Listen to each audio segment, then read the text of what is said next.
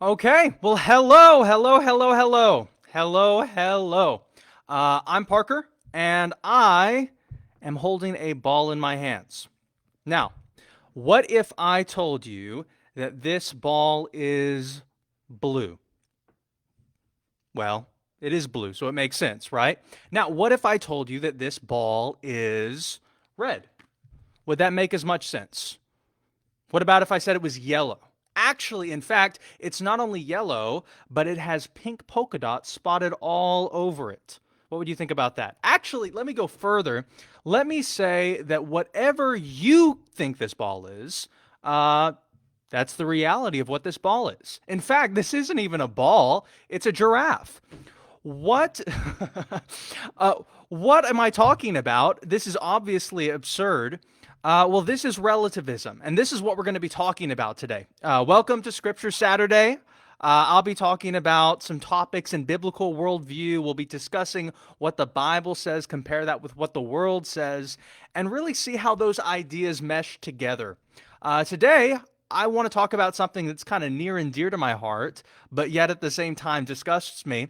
It's the idea of relativism. And so, what is relativism? It's this idea that anything can be what you make it.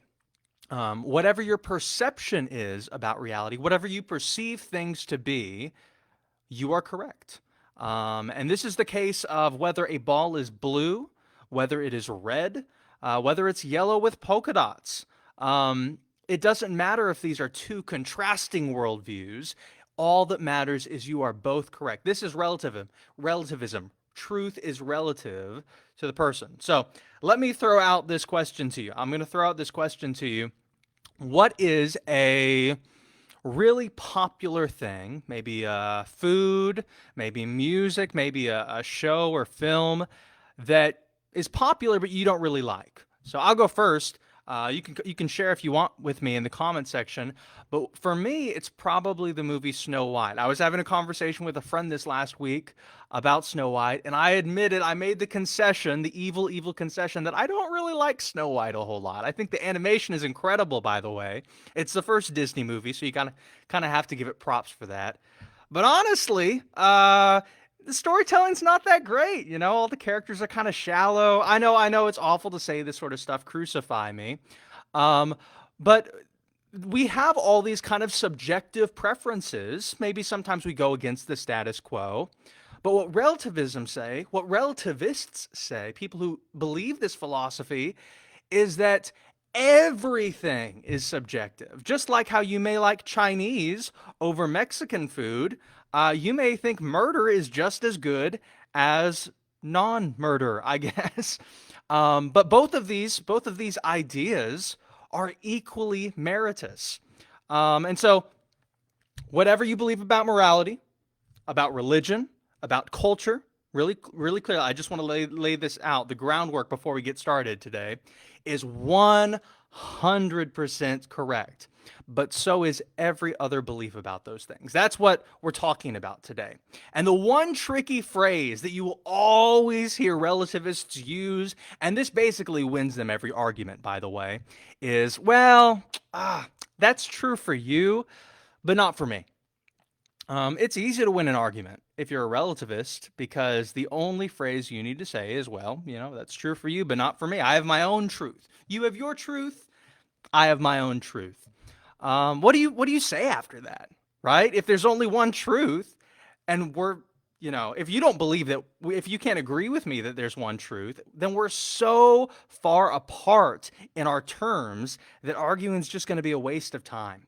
So today I want to talk about all of these ideas and how it relates to a Christian, right? What is a Christian supposed to do whenever the world confronts them with these ideas?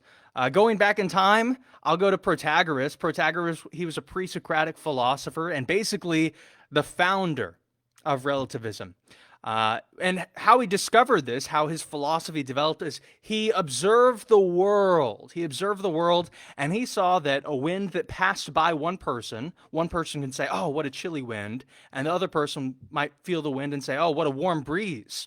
And he said that, well, if there's no objective truth regarding whether the wind is warm or cool, then It just must be subjective to the person. And he went on to carry this to every single other thing. This must be true of everything.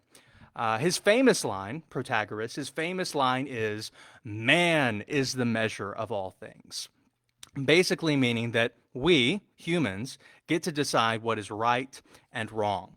And this philosophy, honestly, has just grown and exploded in the age of postmodernism.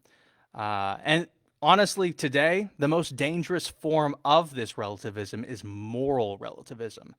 Moral relativism is it's what's reflected in the lines of Shakespeare's Hamlet, whenever he writes, "There is nothing good and bad, but thinking makes it so." So it's all about what man thinks, which causes things that are right to be right and things that are wrong to be wrong. So we defined our terms, I think, properly. So now let's actually just talk about where this shows up, right? I was talking just the other day, I was conversing with a group of atheists, and they were all objecting to God on the basis that he's immoral. They were saying, "I'm reading the Bible, I'm looking at it, I'm seeing all these things that God is doing, and I think he's a moral monster." They ask, why didn't he do this, right? Why didn't he do this for the Jews? Why didn't he decide to do this? Why did he actually decide to do this instead? And what they were talking about is that, they thought they knew better than God. They honestly, they admitted that they think they are more moral than the God in the Bible. And so in interacting with them, I pushed a bit on this. I asked, by what standard do you say that? And it was right there that they actually made a concession which totally destroyed their entire argument. They said, and I actually have the quote, "God is only wrong according to my starting axioms, which are subjectively chosen. There categorically cannot be an objective ought or not statement." And then, actually, they followed that up with, "You have nothing to say about morals or values to me, preacher man." So that was fun. That was a fun experience. But I want to focus on that one phrase that they said. There categorically cannot be an objective ought or not statement. Yet, what they were doing is making ought and not statements about God. They were stealing from God in order to object to God. Because without him, there's no moral objectivity. It's all just whatever you want to make it. Which means, honestly, it's nothing. Frank Turek makes a really good point about this in his book, Stealing from God. What's that line from The Incredibles? If everybody's super, no one is. In the same way, if a relativist comes to you and says, "Well, there really can't be categorical ought or not statements," then what they're saying is that, all things are basically permissible. Everyone's the measure of what is good and evil, and that true concepts of good and evil don't really exist. We'll be talking about this more later. And I want to walk you through more consequences of this belief in relativism. So philosopher of science Michael Ruse actually really exemplifies this view. He was talking about it's long gone, hopefully, I'm not totally sure, but it's the taboo practice of sati. This is the once widespread Indian custom whereby a widow is thrown onto her husband's funeral pyre. And this is what Roos said about that. He said, "Obviously, such a practice is totally alien to Western customs and morality. In fact, we think that widow sacrifice is totally immoral. Clearly, there is nothing particularly objective about this morality, nor is it something one would expect to find the inevitable product of natural selection." And so what he's saying is that no one morality is superior to another. We all just have different cultures and unique moral perspectives. Our culture isn't better or worse than that Indian culture because we don't do human sacrifice. We're just different. And hopefully, as I explain all this, I hope you can see, why some of this could be really, really scary if this kind of philosophy is lived out. But maybe this sounds like an extreme example to you. Maybe this sounds crazy. So here's one that you'll hear all the time. Your God may be true for you, but I believe in a different truth, right? We hear that one all the time. especially in politics, right? This comes up all the time in politics. People say, "Oh, you know what? I support the fact you're a Christian. If that's what you do, I'll fight for your right to believe what you want to believe. I believe that's the American thing to do. But what's if that's what's true for you, that's what's true for you. But that's not true for me. So don't impose your religious values onto me." That's a relativistic statement. The problem is that they're not just our religious beliefs, they're just our beliefs, period. They're just what we believe is true about reality. And so we have this tension of, well, I genuinely believe what I believe is true. And if you think that this truth is true, but it's also untrue for you, then what are we even talking about? It's impossible to argue with a relativist whenever we have this kind of terminology. See, religious relativism, this asserts that no one religion can be exclusively true. And so according to this view, religion is largely the product of cultural, historical happenstance. It's an accident of birth, really. And so, while many religions can claim to be the only way, religious relativists insist that every religion holds merit by its own right. The exclusivist claims that Christians hold, that Muslims hold, these are arrogant for a relativist because they're claiming a monopoly on truth. And what it does is there's an implication of falsity in all the other beliefs out there. Relativist philosophy, it aims to validate everyone's beliefs, urging religious people not to convert, not to proselytize, but simply accept people how we are. If you're just tuning in, we're talking about relativism a little bit, how that comes up in the world, what relativism is. And right now we're talking about how that relates to religion. And so many Eastern religions, by the way, they're praised for not proselytizing, right? They're Buddhism, Hinduism, Sikhism, these advocate for religious pluralism. They think multiple beliefs can be true at once, even if they're diametrically opposed, like Christianity and Islam. All religions are just one small perception of a larger picture, right? One truth, many paths. That's basically the claim here. So let me tell you a story. It's kind of an old Indian fable, actually. There's a group of blind men, right? And they live, in a place that doesn't see a lot of traffic. And so this group of 6 or 7 blind men, they've kind of formed a gang, and they're just wandering around the city until they find an elephant, something that doesn't come across their path very often. They encounter an elephant, and so each of these blind men, obviously they can't see it, so they go out to touch it. And each of these blind men, they touch only a single part of the creature's body, and then they describe to the others what they're experiencing. So one man, he touches the wriggling trunk of the elephant, and he declares, "Oh, an elephant. Wow, this elephant must be like a snake." Another person, he puts his hands on the pointy tusks of the elephant and says, "Wow, an elephant must be like a spear." This keeps on going. They grab onto one of them grabs onto the elephant's legs and says, "Wow, the elephant is like a tree trunk."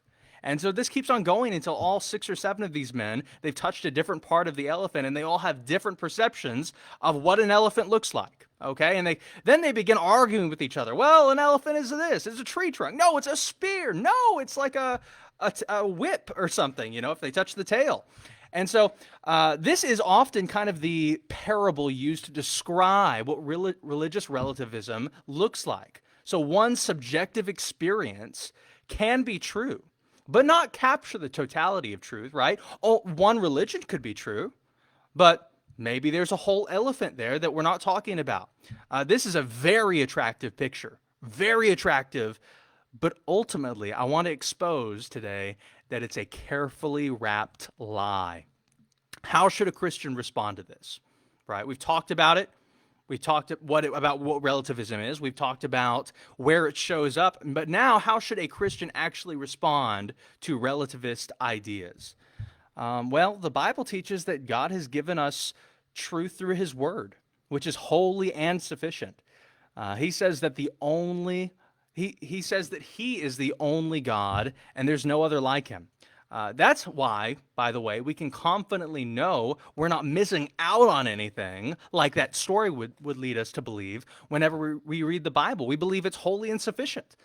There's a promise there that we're not going to die and find out, oh, man, I wish I knew that Yahweh was only one of many gods. It would have been a lot more fun to just live the Muslim life or the Hindu life or the Sikh life. The Sikh life would be a sick life, wouldn't it? But there's no room for that because Christianity, by the way, Christianity is innately exclusivistic, right? That's kind of a scary term, especially if you have relativistic leanings, because you're like, wow, that's not very inclusive. Of course not. We do claim we have a monopoly on truth if we're Christian. And what we do is we share that truth as far as we can. We don't apologize for that, but the reason we share it as much as we do is we believe that this is the truth that sets people free when no others will. And so we want you, if you're not a Christian, to join us in that light. That's the reason why we share it, and we do it unapologetically. We don't believe that man is the measure, like Protagoras said. We believe that God is the measure of all things. We know who God is, his character. He's good, he's unchanging, he's the source of all things. And once you take away God as the eternal and unchanging source of goodness, what's left? All goodness could possibly be is a man-made invention that doesn't have any eternal significance or meaning. Without God, there's nothing you can point to as an objective purpose for our existence. Our meaning in life is just whatever we make it. And for a lot of people, that's fine. People admit that. It's like, what's the meaning of life? Well, whatever you make it. Be happy. Make people, share love, all that kind of stuff. Make it whatever you want. Your purpose is yours to craft. And just, some people find a lot of freedom in that. Some people love the idea that life is whatever you make it, that you pave your own purpose. But whenever you really, really think about it, doesn't that just end up being nothing? If everyone makes their own purpose, doesn't that mean that it's just kind of a man-made invention and there's nothing really eternally significant and purposeful and meaningful about what we do? And once we die, it's just gone? That's a much more depressing picture. Carl Sagan, he's famous for having this quote. He says, "We're all just stardust bumping into other stardust." Atheists take that and they think, okay, whatever. We're free to make whatever we want. There's nothing binding us. But to me, I look at that and I just think that's terrifying. It's a terrifying truth if life is really meaningless in that way. So I reject, by the way, the idea that rape is a different expression of love, just as I hope you would. But that can only be true if love is objective and not relative. If it's relative, then love is whatever you make it. But if it is truly objective, that love is actually what we all agree love is, then it can only be true if love is grounded in the eternal and unchanging character of God. That's the big point. So without God, just like the conversation I told you about that I was having with that group of atheists, we can't actually make moral objections to anything, including God. God can't be a moral monster because you'd be using his own rules against him. I want to look at a few texts. We know a lot about who God is. Psalm 25:8, good and upright is the Lord, therefore he instructs sinners in the way. Psalm 34:8, oh, taste and see the Lord is good, blessed is the man who takes refuge in him. Psalm 86:5, for you, O Lord, are good and forgiving, abounding in steadfast love to all who call upon you. Psalm 105, for the Lord is good, his steadfast love endures forever, and his faithfulness to all generations. Malachi 3:6, for I, the Lord, do not change. Therefore you, O children of Jacob, are not consumed. James 1:17, every good gift and every perfect gift is from above, coming down from the Father of lights, with whom there are no variation or shadow due to change. 1 John 4:8, anyone who does not love does not know God because God is love. And then finally, Hebrews 13:8, Jesus Christ is the same yesterday and today and forever. What we know is that God is really, really good, and he's unchangingly good. We use the word immutable to describe how God is unchangingly good. Relativism is inherently opposed to the idea of objective truth that is found in Christianity, which was ultimately expressed, by the way, by Jesus whenever he declared, I am the way, the truth, and the life. No one comes to the Father except through me. That's John 14:6. Such objective truth claims are considered arrogant, intolerant, and for the relativist, because no one has sole possession of an ultimate and universal truth in their worldview, we come off as bigoted. Christianity, as an innately absolutist philosophy, will always stand at ends with people who promote relativism. Christians, however, we get the privilege of being able to rest in knowing that it is because God has revealed himself to man and has been clearly perceived by him. That's what Romans 1:18-20 says.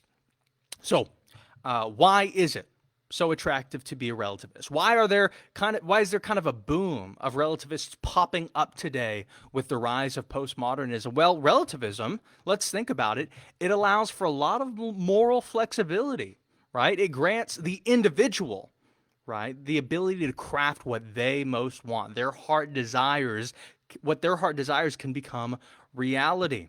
So they become their own authority by which they can make decisions without being beholden to a higher power such as God. And so if a person were to commit sin, if they're a relativist, he need only reply with that simple slogan, well, that's true for you, but not for me. Or who says what I'm doing is wrong? It doesn't matter because I think what I'm doing is right. The Bible contends, though, that one's actions can be right or wrong, and all are guilty before God for the sins they've committed. Isaiah 53:6, Romans 3:10, 23, and chapter 6, verse 23 all talk about this. A cardinal virtue of relativism is tolerance. And what this means is actually an open acceptance and celebration of all things. This is where it might sound really, really familiar to you. An open acceptance and celebration of all things. Where do we see that today? But the Bible really warns against calling evil good and good evil. Isaiah 5:20. It commands all believers to judge with right judgment. John 7:24. It's so important that we not only reject that all things are true, like the relativist would say, but stand up for what we believe is true. Both of those are super key components of being a Christian today. So let me just close with this. I'll close with another story. Pontius Pilate, a Roman governor, he was trying to decide the guilt or innocence of a man named Jesus.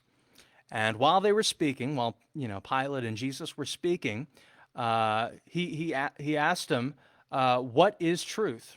Right?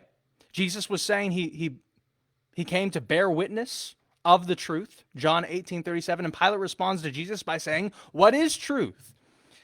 The truth that Pilate failed to see here is that what Jesus was bearing witness to is himself as the way, the truth, and the life. If there's no real truth, right? If there is no real truth as relativism holds, then this truth too, that Jesus is the way, the truth, and the life, is also non-existent.